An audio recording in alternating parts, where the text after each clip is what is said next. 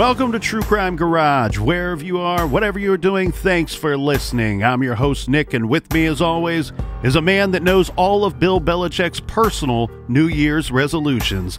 Here is the captain. That's right. Don't fake the funk on a nasty dunk. It's good to be seen, and it's good to see you. Thanks for listening. Thanks for telling a friend.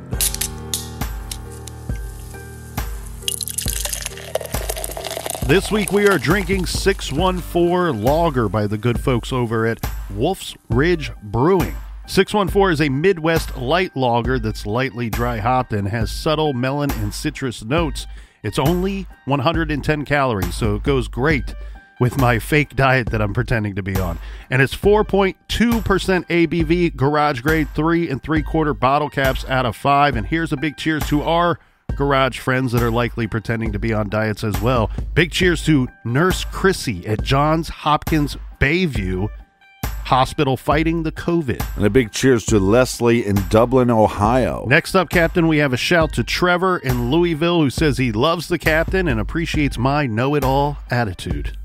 And a big shout out to Alan in Raven, Virginia. Next up, Captain, we have Stephanie in Omaha, Nebraska. And last but certainly not least, we have Angel and Rena in Sterling Heights, Michigan. Everyone we just mentioned, well, they went to truecrimegarage.com and they clicked on the Beer Fund donate button. And for that, well, we thank you. And a big tribute beer run to Bob Saget. Rest in peace, my friend. BEERUN beer run. And that is enough of the business. All right, everybody, gather around, grab a chair, grab a beer. Let's talk some true crime.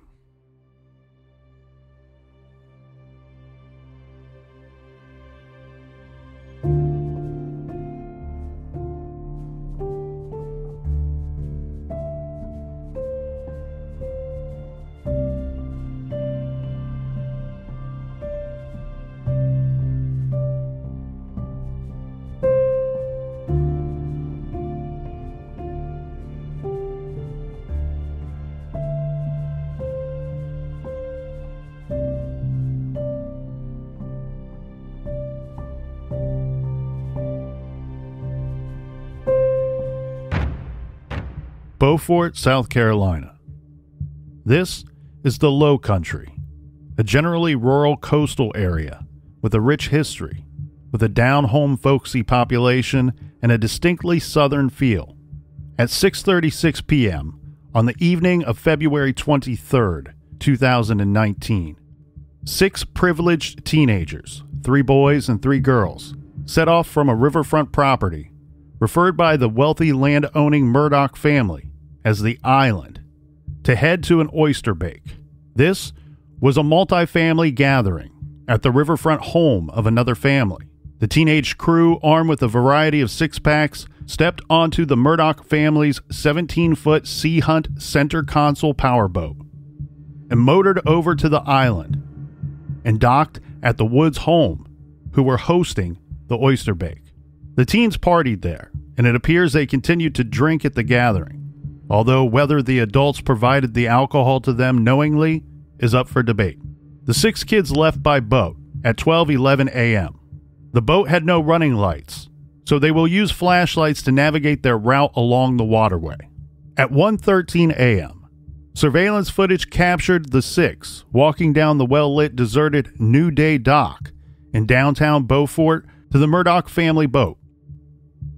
The youngsters were Paul Murdaugh, his girlfriend Morgan Doty, Anthony Cook, his girlfriend Mallory Beach, and Anthony's first cousin, Connor Cook, and his girlfriend Miley Altman. They boarded the Sea Hunt and pushed off from the dock at 1:17 a.m.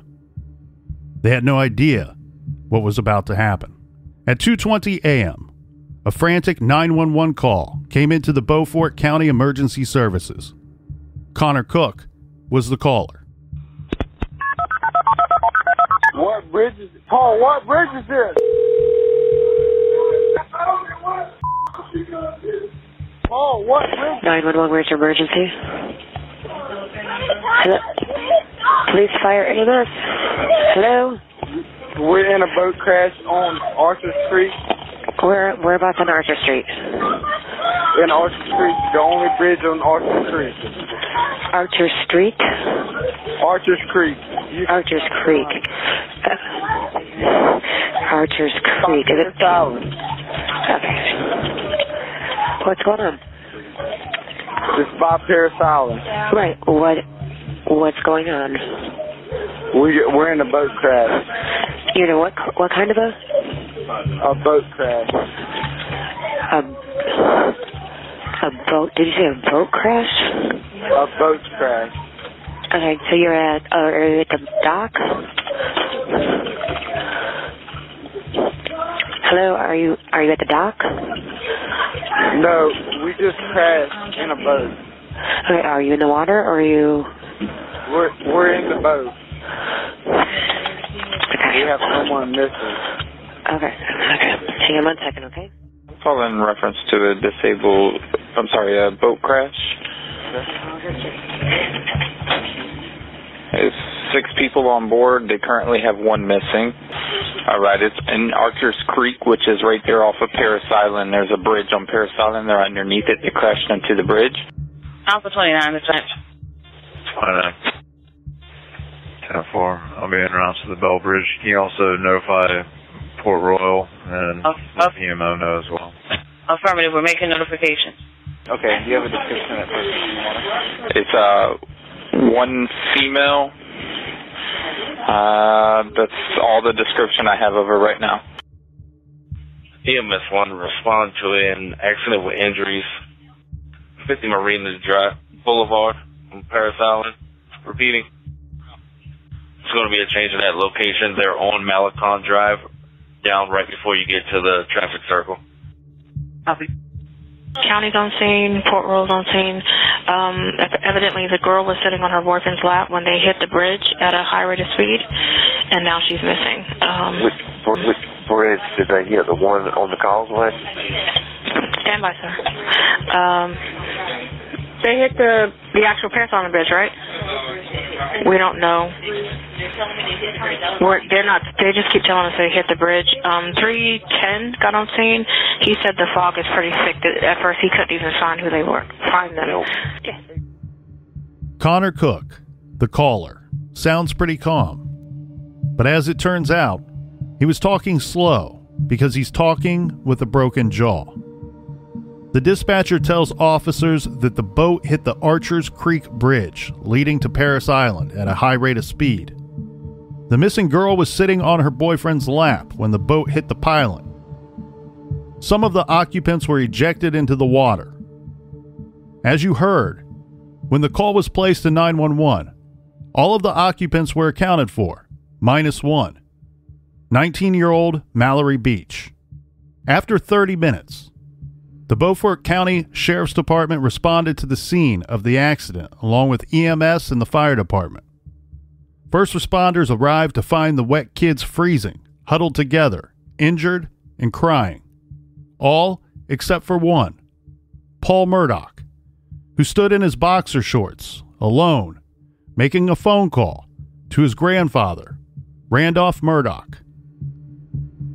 By the time the Department of Natural Resources, which holds jurisdiction over boat crashes, arrived, all of the kids except Anthony were at the hospital. Anthony was still pacing on the shore, waiting for search boats to locate his girlfriend Mallory. No field sobriety tests were administered at the scene, which is surprising to say the least. Beaufort Water Search and Rescue described the condition of the boat after the crash as follows. The front left side, which would be the driver's side, is split open from the nose all the way to the back. There's a 6-foot gash where the boat actually came apart at the seam. Blood was on the floor of the boat. Photos showed the boat was severely damaged, and the bridge pilings had marks and dents from the impact. Before they trailered the boat and removed it from the scene, DNR officials took photos of what they found on it. There were life jackets per protocol, but there was a lot of other stuff that was not protocol. Pursuant to a search warrant, an inventory dated March 4th reflects that a total of 49 bottles and cans of alcoholic beverages were found on board. 27 of them were empty. And there was more. Police collected surveillance footage showing 19-year-old Paul Murdaugh buying alcoholic beverages at a convenience store in Ridgeland. This was at 5:30 p.m., the evening before the crash. He used a fake ID that belonged to his older brother, Buster, who was several inches taller, heavier, and several years older. Two of the other teens also purchased alcohol at the same place just minutes earlier. And police found surveillance footage of Paul Murdaugh and Connor Cook entering a Beaufort bar called Luther's Rare and Well Done at 12:55 a.m. They ordered 2 rounds of shots. The bouncer made a written statement that he checked the IDs of the 2 subjects. They had South Carolina over 21 horizontal IDs. After they asked him if their friends could come in, and he said no, not if they were minors. Paul and Connor downed their drinks, at which time Paul added a video to his Snapchat story of the 2 doing Jaeger shots. Note, they each had 2 drinks in the span of 12 minutes. They left the bar at 1:07 a.m. 10 minutes later, the boat with 6 passengers will leave the dock. 1 hour after that, Connor Cook will be on a call with emergency personnel explaining that they crashed the boat and the passengers were thrown from the vessel, and one of them, Mallory Beach, was still missing. It took a week for Mallory to be found. On March 3rd, her body was located in a marsh about 5 miles from the crash site. She died from blunt force trauma and drowning, and Mallory's death would kick off a series of events that would rival the plot of even the most far-fetched thriller. This is True Crime Garage, and this is the Murdaugh Family Murders.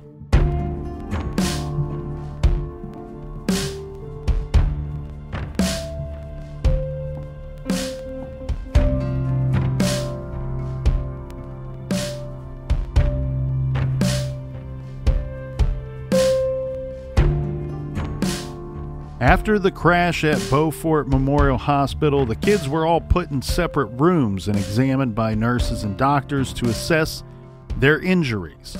Some of the kids had serious injuries and required surgery. A nurse who examined Paul Murdaugh, who was not really injured, reported that he was, quote, only wearing boxers and that he was grossly intoxicated and belligerent, adding that he appeared to be the most intoxicated and uncooperative of those involved. A doctor, Mark Mercer, corroborated this, saying that in the examination room, Paul was being unruly and uncooperative with the medical staff. He observed that Paul was clearly intoxicated and slurring his speech and unsteady on his feet. Now, this didn't come out until later, but WRDW reported that a blood test taken at the hospital around 4 a.m. showed that Paul Murdaugh had a blood alcohol level of 0.286. So, to break that down, this is more than 3 times the legal limit. And that was 2 hours after the accident. So his levels would have been higher at the time of the accident.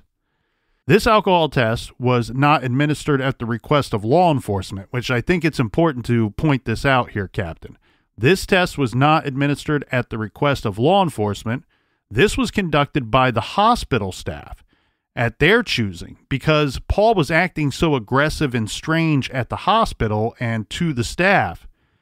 They were trying to determine what was wrong with him, if he had something seriously wrong with him. And I think we both find it pretty strange that law enforcement didn't do a sobriety test the minute they arrive at the scene. Look, not all of us have been there, but some of us may have. There's situations where you can't even get back into your vehicle before they administer some kind of test to you to see if you're able to drive or should not be driving. This is a horrible situation here, obviously, Captain, because we have one missing who would later turn out to be dead. We all know that booze and boats don't mix, but factor in all the other factors. These are kids, too. You know, we said he's over 3 times or nearly 3 times the legal limit, but he's not even legal to be drinking in the first place. And with his behavior, you wonder if he was on something more than just alcohol. Yeah, and I think we can examine that a little more as we go along and get to know Paul a little bit better. While the kids were at the hospital, pretty quickly, Alec Murdaugh. Now, I want to address some things here real quick before we get too far into the weeds. There's a lot of different ways to pronounce a lot of the different names and places in this story, and we are simply going off of the information that we have and what we've been able to review. As far as Beaufort or Buford goes, or Murdaugh or Murdoch, and Alex or Alec, tomato, tomato, potato, potato, let's call the whole thing off.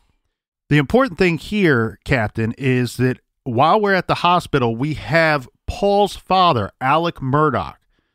He's a prominent lawyer in the area. And we also have Paul's grandfather, Randolph Murdaugh. Remember, Paul was on the phone with him while the other kids were huddled together and crying and scared. Right. Randolph is also a prominent lawyer in the area. Both of them are on scene at the hospital. Makes you wonder if that's the reason why law enforcement didn't do the initial sobriety test. Well, and I don't think anything's weird with father and grandfather being at the hospital, you know, with their grandson and son there injured after a tragic accident. Right.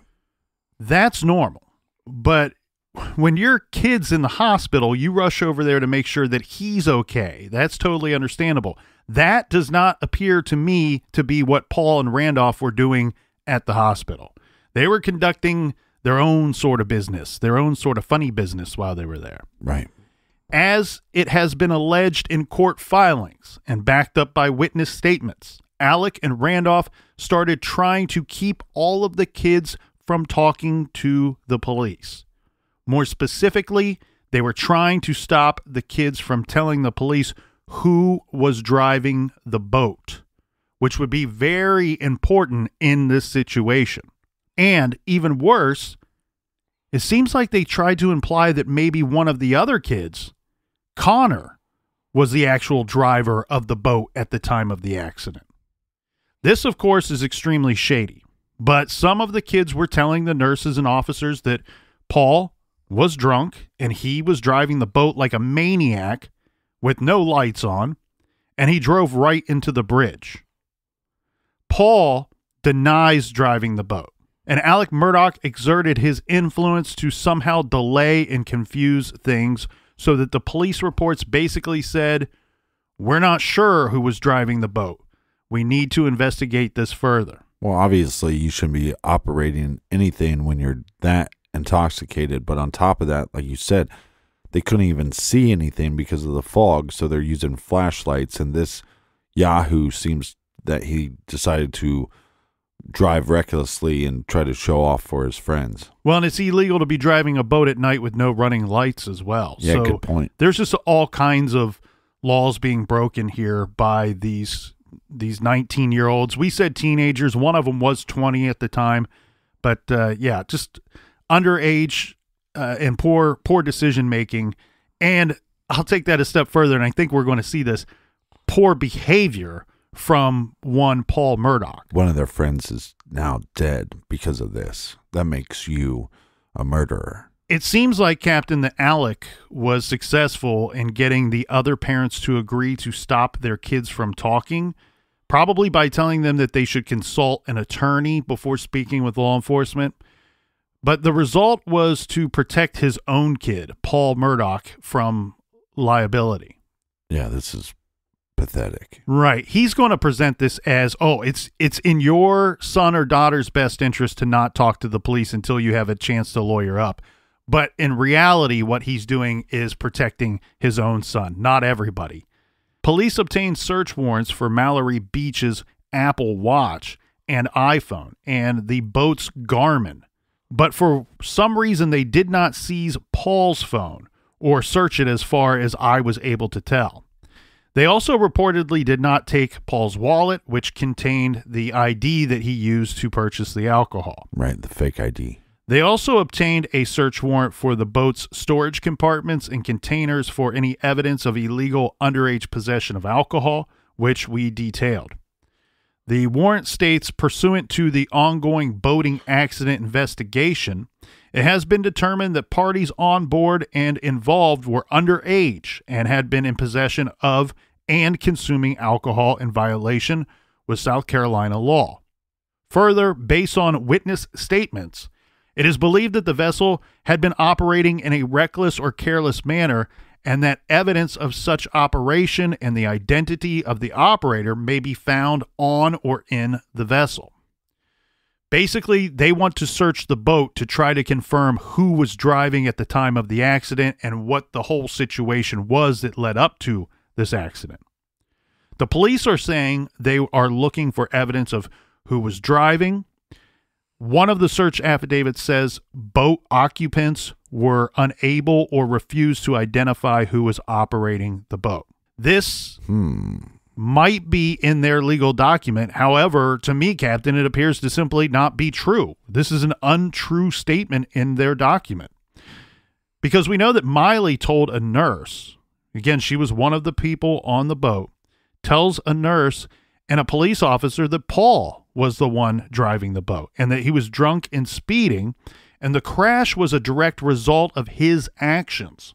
Now we have another person, Morgan, also on the boat. She tells police as well that Paul was driving and that his driving was, quote, scary. Anthony told police that Paul was crazy drunk and was driving the boat like a maniac.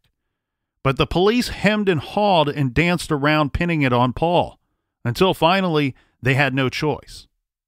Now, we took a look at the actual handwritten statements of some of the kids that were on the boat that horrible night, and they spelled out in detail what actually happened. The police saying that they weren't sure who was driving was just completely indefensible. Clearly, they were afraid. FITS News reported that one officer who wrote in his report that Paul Murdaugh was driving the boat was later fired from the Beaufort County Sheriff's Office. Which goes with my suspicion on why police didn't follow protocol and why they didn't test Paul when they arrived at the scene. Don't you think, Captain, in the heat of that moment, it's easier to go, all right, well, maybe we don't test, rather than test and then have to worry about the results later or covering up those results. It's easier to just not do it, and maybe it gets overlooked. Well, they can't do their jobs if their hands are tied, and your hands would be tied if you know that you're investigating somebody that has the power to get rid of your livelihood. I want to take a more detailed look at the timeline leading up to the accident and just after the accident as well. I think it will help to make this situation a little clearer. So when the 6 kids left the Woods house at 12:11 a.m., several adults at the Oyster Bake recommended that the kids take an Uber home instead. But the 6 teens got onto the boat and departed in the dark. Reportedly, they had come by boat in the first place to avoid a DUI checkpoint that they knew would be in place that night. So they're already making arrangements to drink and hang out undetected that night. Well, it's pathetic because you have the means, like you said, to take an Uber, and you chose not to. So Paul drove the boat from the Oyster Bake party to the New Day dock at a waterfront park in downtown Beaufort. Paul and Connor wanted to get shots. They wanted to go to this bar, and the whole group would go there, and they would do drinks and shots together. So they docked the boat. Now, no one else wanted to go. Like, the rest of the group's like, no, it's late, let's get home. But these two are like, no, we want to continue this party. We want to keep the roller coaster ride going. Miley had to work early the next morning, so obviously she wants to go home. Morgan, Paul's girlfriend, yelled at him not to go to the bar, but he ignored her. And he and Connor went into Luther's at 12:55 a.m. The rest of the kids stayed at the park and hung out on the swings until after a few minutes, when Morgan and Miley went to Luther's and tried to get Paul to leave. Now, a little insight as to what's going on at Luther's, at the bar. Paul had just knocked over a bar stool and was trying to fight a guy outside of the bar. Connor helped them get Paul to leave, and they went back to the boat. This is at 1:13 a.m., and Paul was visibly drunk and swaying. This is based off of surveillance video. This is my opinion, no one else's. Morgan and Miley sat up front in a blanket on the boat, and Paul and Connor were at the console, with Paul driving and Connor manning the GPS, and Mallory and Anthony sat in the rear on the live well with Mallory on his lap. Paul started spinning circles in the boat and horsing around and almost hit a sailboat. And the others got mad and told him to let Anthony drive. But Paul got defensive and started yelling at everyone. According to a statement from Miley Altman, Paul was very, very drunk and was stretching his arms and hands out with his fingers spread wide apart. One of the things that Paul does when he is very drunk. So seems pretty stupid to you and I, Captain, this stretching out your arms and fingers.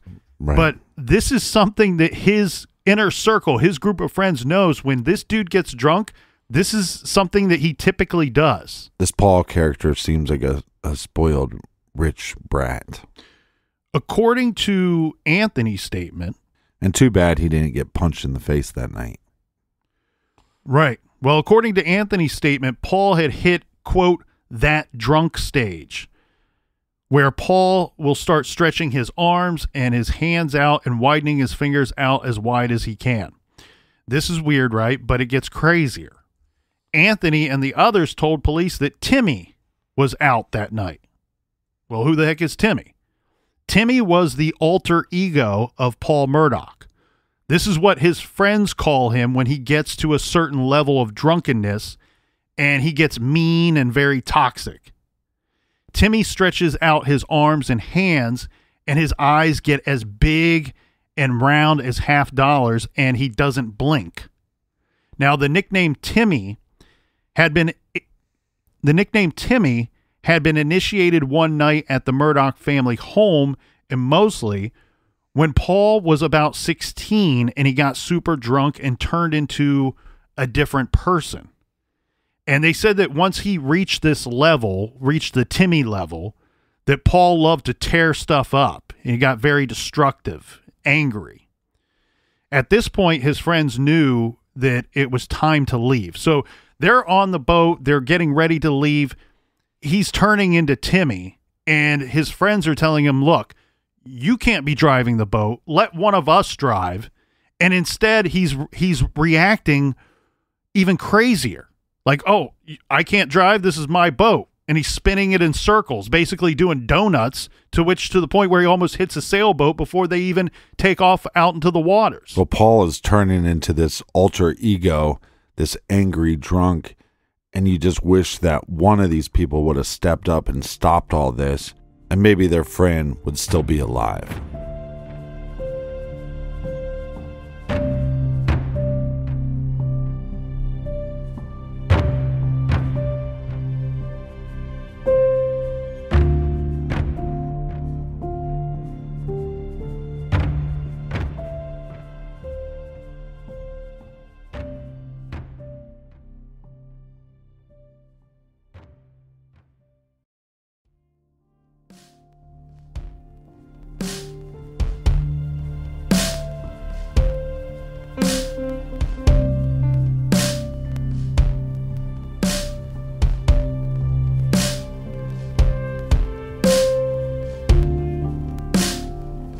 All right, we are back. Cheers, mates. Cheers, Captain. You couldn't write this story. That's right. Here in the garage, we always say that each case is unique. There are no two that are the same, but with this one, they certainly broke the mold here. This is one of the most bizarre, strange stories that I think we've covered here in the garage, with many twists and turns. It's up there with Boys on the Tracks. Well, on the night that Mallory Beach was killed, I don't care how confused law enforcement and other agencies seemed to be in the very beginning. I understand that Alec Murdaugh and his father Randolph they were really making it very confusing and getting everybody to keep quiet in the beginning. But on the night when Mallory Beach was killed, Timmy, a.k.a. Paul Murdaugh, was driving the boat. That's based off of statements that we've reviewed and everything that we could find. Now, according to these statements, Paul continued to drive like a nut, speeding up and then slowing down abruptly. So he's not just drunk, he's just being a complete asshat at this point and really just horsing around.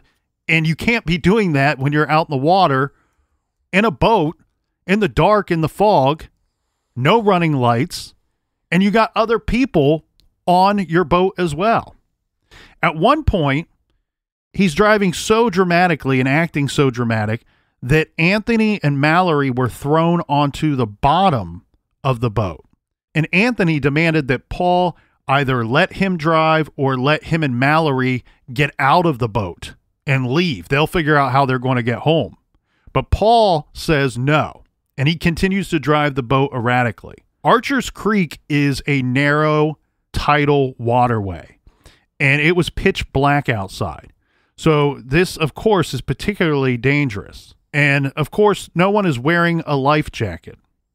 Miley's statement said that she yelled at Paul to let Connor drive, but he lost it and started screaming about how it was his boat and no one else was going to drive it. Spoiled brat. Anthony later said in his deposition that Paul said, quote, "It was his boat and nobody knew the effing river like he does, and he is the only one driving the effing boat." Yeah, you knew the river so well that you ran into a bridge. Paul then drove the wrong way and almost hit a large swing bridge, which was in the opposite direction from where they were going.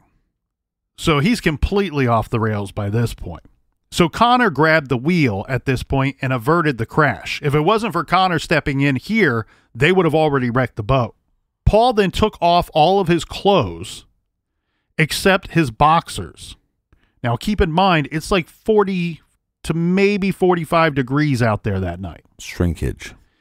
And then he abandoned the wheel and he goes up front to the front of the boat where his girlfriend Morgan is sitting, and he starts yelling at her. She pushes him away, and Paul hit her and spit on her and called her a whole slew of names. Yeah, so he's an abusive, rich, self-entitled prick. Well, I love these kids because they think they're rich. They should keep in mind it's their parents that are actually rich. They've not done anything. Well, yeah, but look at how his father's acting afterwards. Self-entitled prick himself. So we have Paul's girlfriend who will tell police that this was not the first time that he had hit her. Morgan started crying. Paul then went back behind the console and wrestled the wheel from Connor. And Miley stayed up front comforting Morgan. Paul had his hands on the wheel when Miley last saw him. So this is according to her statement. Last she saw, Paul had his hands on the wheel. Anthony and Mallory sat on the boat's bottom, huddled together. They last saw Paul driving as well, according to their statements. Connor was next to Paul. The boat sped up. And we know this from the Garmin. Remember, they got the search warrant to get the tech from the Garmin that was on board. The boat sped up from 24 mile an hour to 27 and then all the way up to 29, according to the Garmin's memory. And remember, the boat had just a flashlight held by Connor for lighting to see where it was going. Right. All of a sudden, the bridge came out of nowhere and the boat hit the piling at 29 miles per hour. Paul, Anthony, and Mallory were thrown into the water of Archer's Creek. The problem here is when you hear 29 miles an hour, that's not that fast when you're in a car. That is pretty fast when you're in a boat. Yeah, and you have to keep in mind too, when you're in a car, you have a top. Right. You have a rooftop there that can stop you from being ejected from the vehicle. You don't have that in this situation. Yeah, but this guy, Paul, he knows this creek better than anybody. Right. Is it a creek or a river?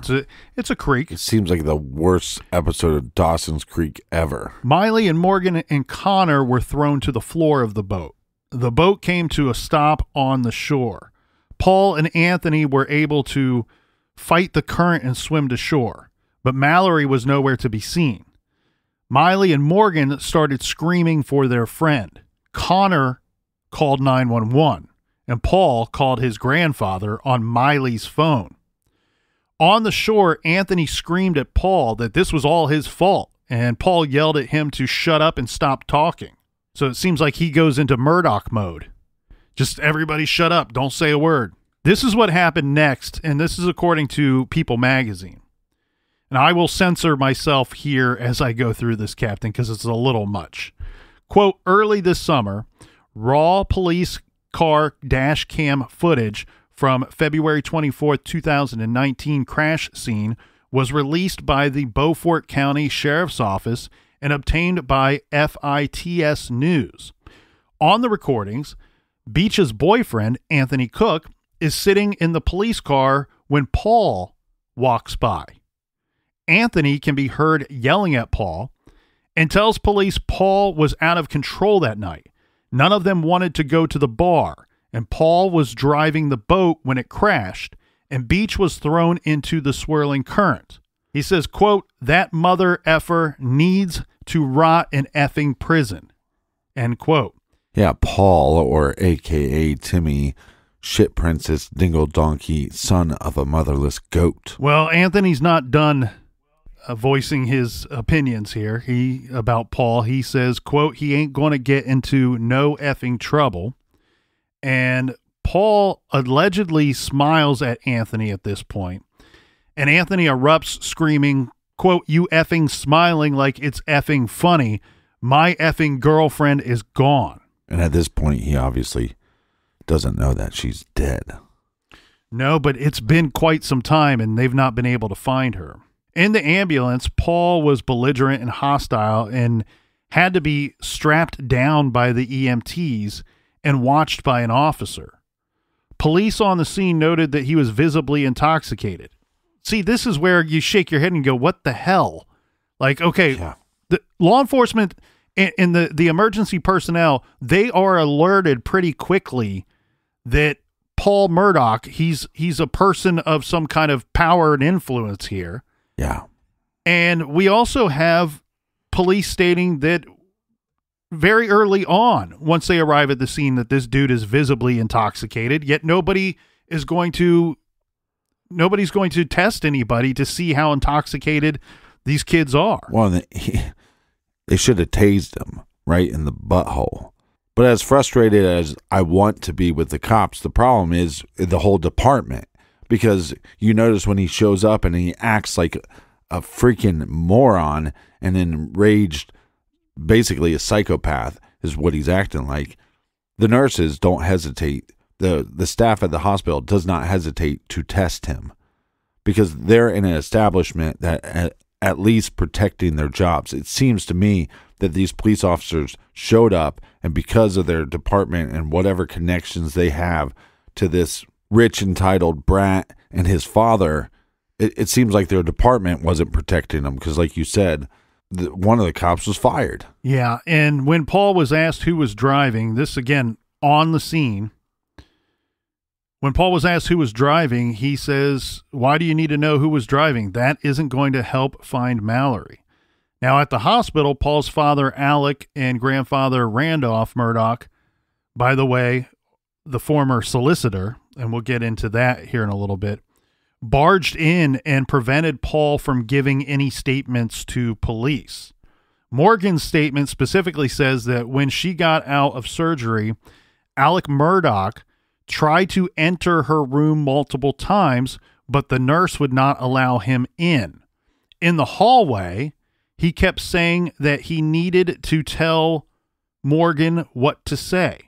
So Alec Murdaugh stopped investigators from being able to speak to his son after the accident. All Paul's interviews had to be coordinated through his lawyers. And the 14th Judicial Circuit Solicitor's Office recused itself from handling the case for reasons that we will get into.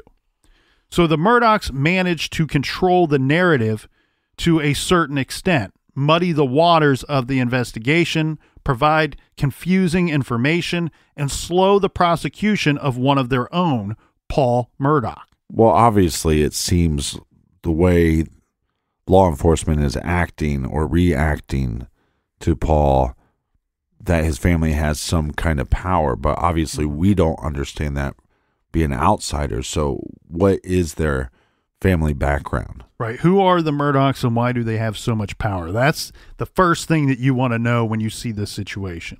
Well, in 1910, we're going to go way back in time here, Captain. In 1910, Randolph Murdaugh graduated from law school and returned to his small hometown of Hampton, South Carolina, to go into private law practice. The firm he founded would grow over the next 110 years to become the impressive Peters, Murdaugh, Parker, Eltsroth, and Dietrich, PA. So hopefully we don't have to say that too many times, but that was the name of the firm. Can you repeat that one more time? No, thank you. Murdaugh was so successful that in 1920 he became the first man to be elected to the new office of solicitor of the 14th Judicial Circuit. This covering 5 counties and 3,200 square miles. Okay, so what is a solicitor?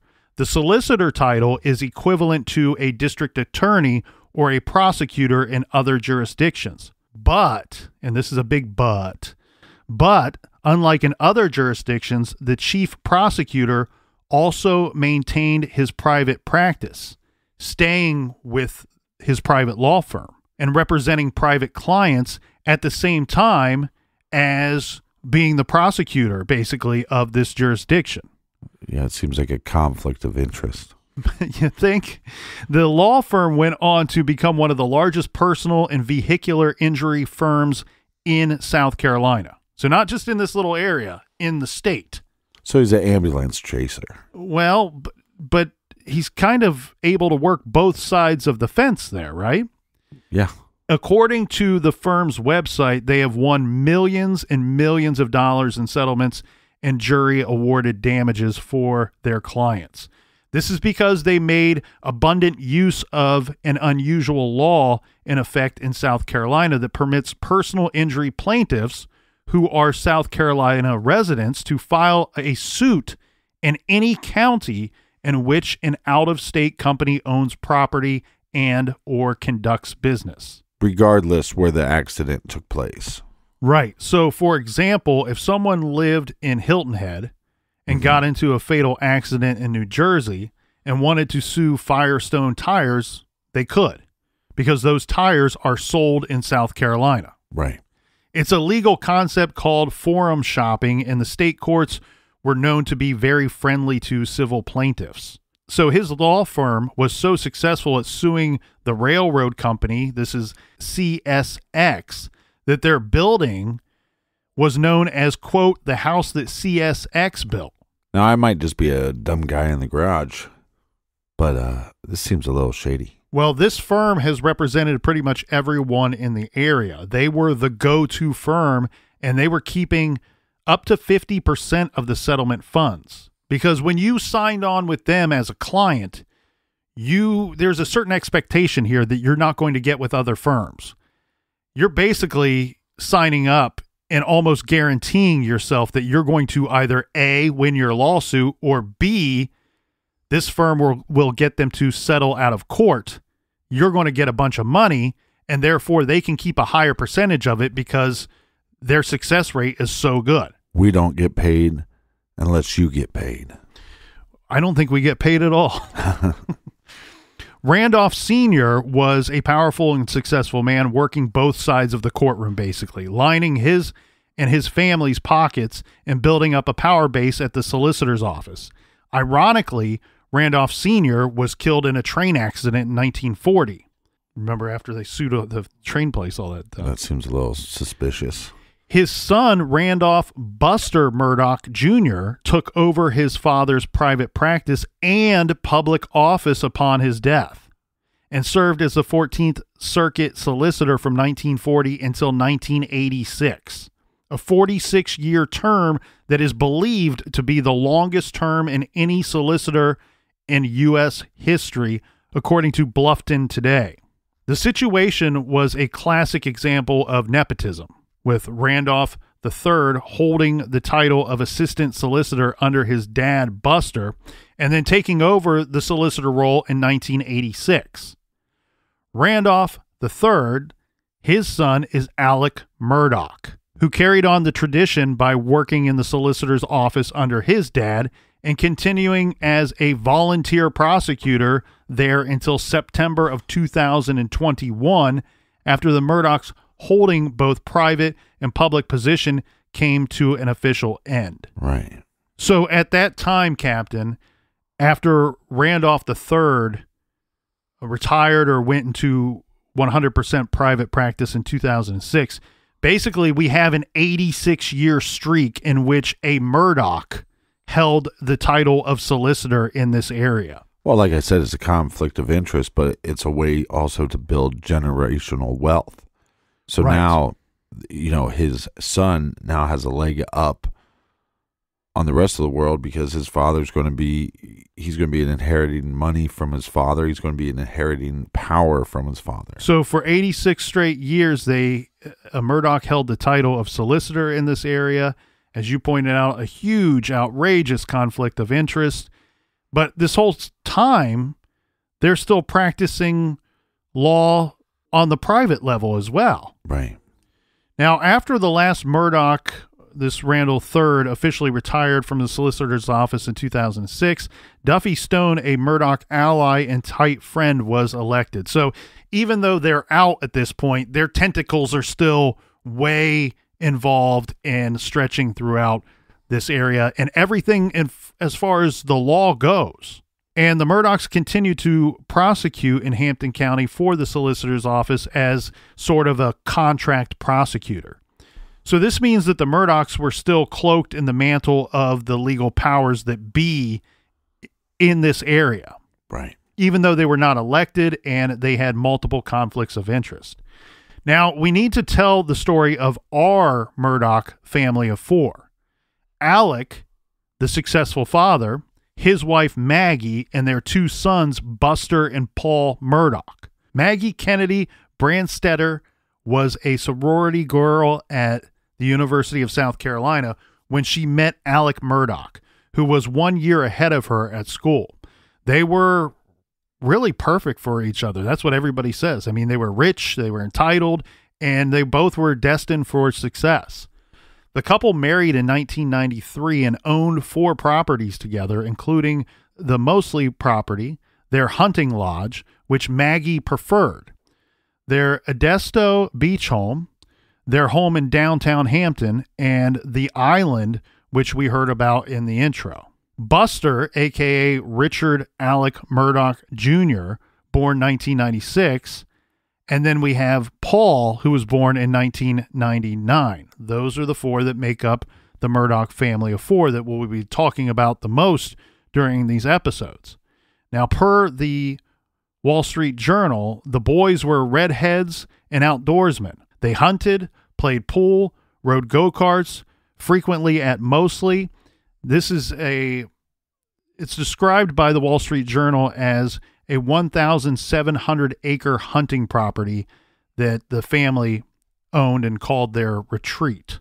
Maggie notoriously spoiled the boys, who were hard-playing and hard-partying types. Buster attended Warford College, studying government and international affairs. In the summers, he interned at his family's law firm, and then went to law school at the University of South Carolina School of Law from the fall of 2018 to spring of 2019. The Wall Street Journal reported that Buster was kicked out of law school for plagiarism in the spring of 2019. Now, as for Paul, per the Wall Street Journal, he was a criminology major at South Carolina. This was ironic because in his years from 2017 to 2018, he ran into quite a bit of legal trouble himself, getting cited for 6 minor legal infractions over the course of roughly a year. He was charged with alcohol possession, and a jury trial was scheduled and delayed 5 times. He had a bench warrant for failure to appear at some point and was sentenced to an alcohol diversion program in 2018. Sounds like it didn't take. Yeah, you think. An avid boater. Motorboater. He was cited by DNR for littering, and possession of alcohol on Memorial Day weekend 2017, douche, days after he graduated from high school. Canoe. So this was not his first time with alcohol and a boat and getting in trouble. When there's no punishment, you're going to keep repeating your crimes. But it's also great to hear their background or to have an understanding of this family's background because of the information and the work that they do. When they go to the hospital, you really start understanding how much of a malicious intent they have by not being cooperative with law enforcement. Right. And so it seems this gives us, again, a good understanding of why the cops would be hesitant to man up and lay the blame on Paul Murdaugh in this boat situation. Now, fortunately, Captain, you and I don't live or work in Hampton, South Carolina, so I have no problems spitting the truth here. From everything I've seen and reviewed, all signs say Paul was hammered drunk and driving the Murdaugh boat when Mallory was killed. Now, this is from People magazine, which has been diving into the juicy Murdaugh scandal with a vengeance. Quote, "You don't cross the Murdaughs," says a local attorney. Or if you do cross them, you don't let them find out that it was you who crossed them, because they'll come down on you hard, and they'll come down on you with all that they've got. They have a lot of influence and power, and they'll use it against their enemies, end quote. So clearly the police felt the menacing presence of the Murdaughs in regard to the Mallory Beach investigation. The investigative delay in arresting and charging Paul for the crash was so shameless that a grand jury was eventually impaneled by the Attorney General's office to examine how officers investigated the crash. In fact, the state grand jury was to specifically examine whether there was obstruction of justice by anyone. The Murdaugh's family, law enforcement, officers included, everyone. According to one news source called the Island Packet, this was because Alec and Randolph Murdaugh prevented the teen boat passengers from talking to investigators and may have prevented sobriety tests from being conducted as well. And I say kudos to the Attorney General's office for not cowering to these shady white-collared thugs like some of these asshats did. Now listen to this. This is from the Post and Courier. The Beaufort County Sheriff's Office released recordings from its deputies' dashboard cameras in response to a Freedom of Information Act request from the Post and Courier. The new recordings include a brief conversation between a Department of Natural Resources officer and Beach's boyfriend, the victim's boyfriend, Anthony Cook. The DNR officer, Austin Pritchard, whose job it was to determine who was driving, asked Cook who was driving before the crash. Cook immediately implicated 19-year-old Paul Murdaugh. This is from the transcript here, Captain. "Who was driving the boat?" Pritchard said. "The last time I grabbed my girlfriend and got down in the bottom of the boat, Paul was driving," Cook said. "Paul was driving?" the officer followed up. "Yes, sir," Cook answered. "I begged and begged and begged and begged to let me drive." Yet in his report on the crash, Pritchard did not document that comment. He wrote that Cook did not know who was driving. That's messed up. And later that morning, after speaking with other passengers at a nearby hospital, Pritchard told his supervisor he suspected someone else entirely. Pritchard testified at a deposition that he did not know why he didn't document Cook's statement. Further, on the dash cam, when being asked about who was driving the boat, concerns about the Murdaugh family's reach were raised in the moments after the crash, according to this released video. While he was still at the scene, Anthony Cook asked an officer if he knew who Paul's father was, saying, "Do you all know Alec Murdaugh?" Cook said, "Oh yeah, I know that name," the officer said. "That's his son," Cook said. After a pause, he added, "So good luck." That one line right there, and I'll read it again. "So good luck." That shows how clearly everyone knew that the Murdaughs were protected, and in this case, Paul specifically. Even the guy who was good friends with Paul and who just lost his girlfriend and was injured in the boat crash knew Paul was living under the protection of his powerful family. Just like Anthony Cook told the officer. So good luck.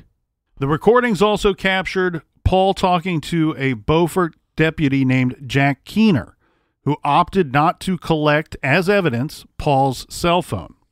Paul asked to borrow the deputy's phone. The stones on this kid. Can you imagine asking to borrow the officer's phone? Yeah. Keener answered that he didn't have one with him, but reminded Paul that he had just been holding one, saying, "You dropped yours in the grass right back there," the deputy said. So Paul tries to hide his phone by dropping it. The officer not only did he see this, but gave verbal confirmation of the phone's location, and yet Paul's cell phone never made its way into the collected evidence. So the police are not just showing favor to the Murdaughs here. Right. I'd argue that they are actually obstructing justice. Yeah, I totally agree. Ronald Klopp, a security officer at the Beaufort Memorial Hospital, told investigators that at the hospital after the boat crash, Randolph Murdaugh, the grandfather, kept telling Paul to keep his mouth shut. And Alec was trying to get into the rooms of each of the survivors. Klopp overheard Alec on his phone saying, and I want you to really take this in here, everybody. This security officer overheard Alec Murdaugh saying on his phone, quote, "She's gone. Don't worry about her." What a piece of shit. Other hospital personnel backed this up. So this is not just one person saying this. This is people saying he is on his phone at the hospital and he's saying the words, "She's gone. Don't worry about her." Can you imagine this scenario? This is real life shit here. Just a few hours after a lovely young woman, just 19 years old, loses her life, Alec Murdaugh, father of the idiot that was driving the boat, is on the phone saying she's gone. Don't worry about her. Basically, forget all about Mallory Beach. She's old news. We need to protect the kids that survived.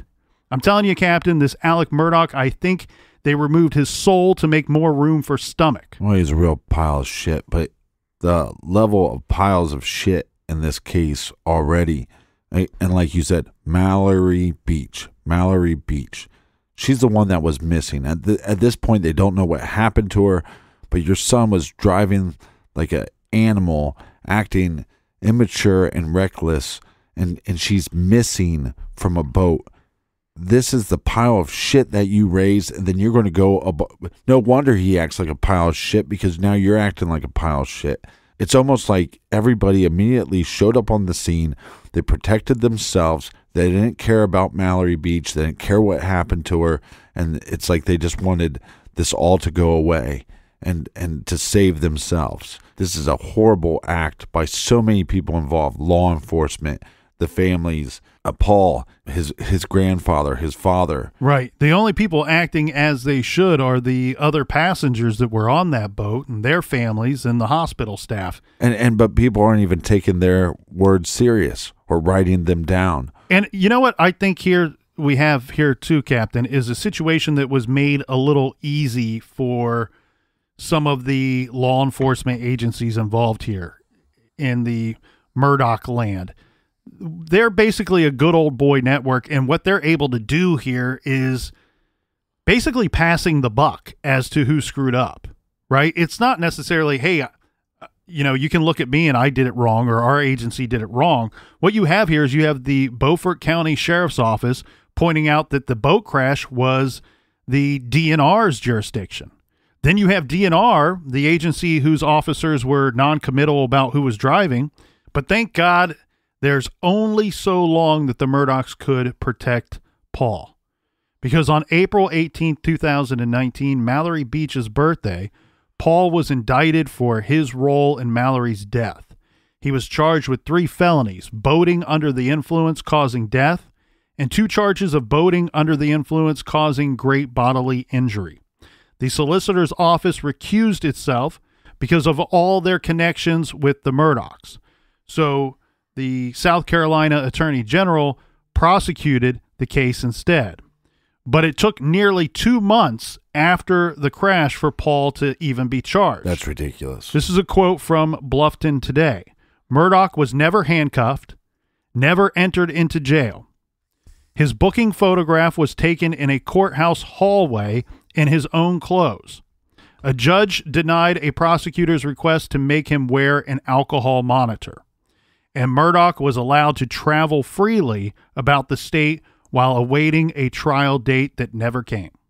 On May 6th, Paul pled not guilty to all charges, and he was released on a $50,000 personal recognizance bond.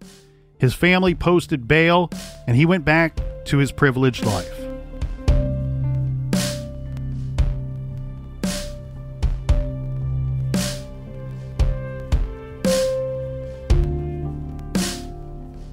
If you need more True Crime Garage for your earballs, make sure you check out our show called Off the Record. It's on Stitcher Premium. For $5, you get our bonus show, and you get every bonus show on Stitcher Premium. So check that out. You can do so at truecrimegarage.com. Click on the Off the Record link. And we'll see you back here in the garage tomorrow. Until then, be good, be kind, and don't look.